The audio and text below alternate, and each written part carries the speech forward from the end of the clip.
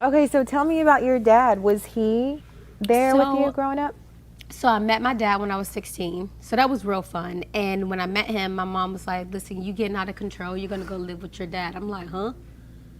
Okay, so now I'm meeting this guy. Hey, Eric. And I'm living all the way in Bryan's Road, Maryland. And I'm like, bro, this is crazy. I got to get out of here. This is my 11th grade year, my 10th and 11th grade year. Mm-hmm.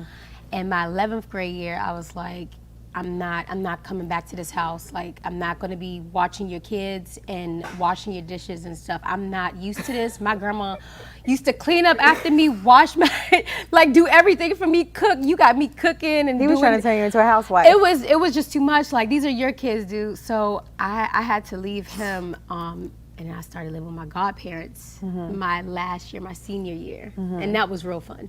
Okay. Yeah, I got up out of there. You were at wilding out too on them or what? No, hell no. My godparents did not play no type of games. Really? Like, they were strict, but it was like leeway with me. Yeah. So when did you move out of their house? At 18. At 18. You were like, I'm gone. I'm out of here. Well, I had to. They was like, it's either college or you got to get out. And I'm like, okay, you know. Yeah. And I saw in another interview, you said you couldn't afford college. That's why you started dancing. Yeah. Right? For 2 years. For 10 years? 2. Oh, for 2 years. Yeah. And then six total, but 2 years before. And hustling there, making a name for yourself there. All that. And then when did you decide, I'm out of this country ass town, I'm going to Miami? When mind you, I'm 2 years in dancing, and something was like, go look in this box, right?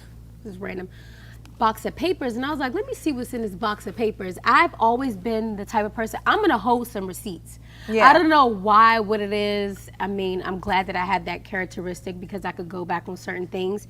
So I went inside the box and I'm searching, and I'm like, oh man, I started to get sad when I saw my acceptance letter from Johnson & Wales.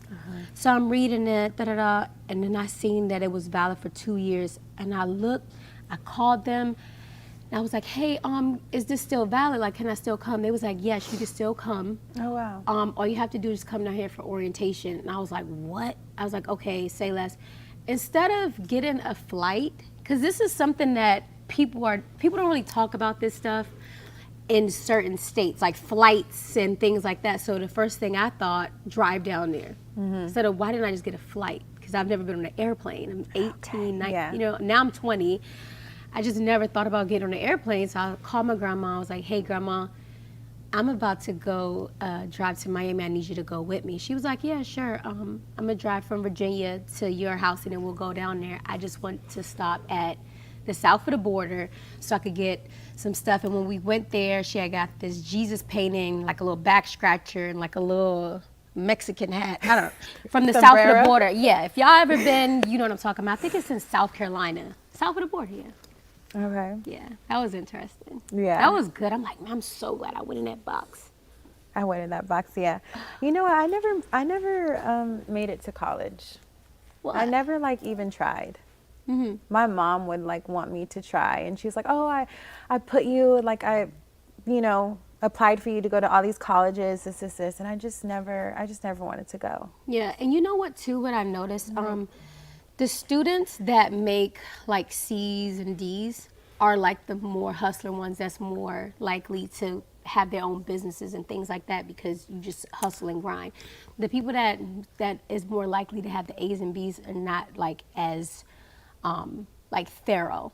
It's You're right about that. It's a whole thing behind it. I was like, this is interesting to me. Because I don't think it was rare to see an A on my report card. It was rare. But I was a good student, but I just I don't know. Like, I'm just trying to get by, man. I was just trying to get out of here. Straight up. Okay. So you moved to Miami. And how was that? That shit was crazy. Okay, so when I moved down there, it was the old Diamonds, and that's when I had met Jocelyn. Y'all call her Jocelyn, I call her Chanelica. And there was so many girls that we were all in the strip club together, and I'm so proud of them because they branched out and started doing actual things. And it's like, wow, this set of strippers really graduated to doing big things. Yeah. Yeah, and I sit back and I watch, and I'm like, I wonder what's like the next like set of girls that's gonna really take it. And no offense to nobody, I just still haven't seen it yet. Yeah. I haven't seen it where I'm like, okay, this one, she's that girl.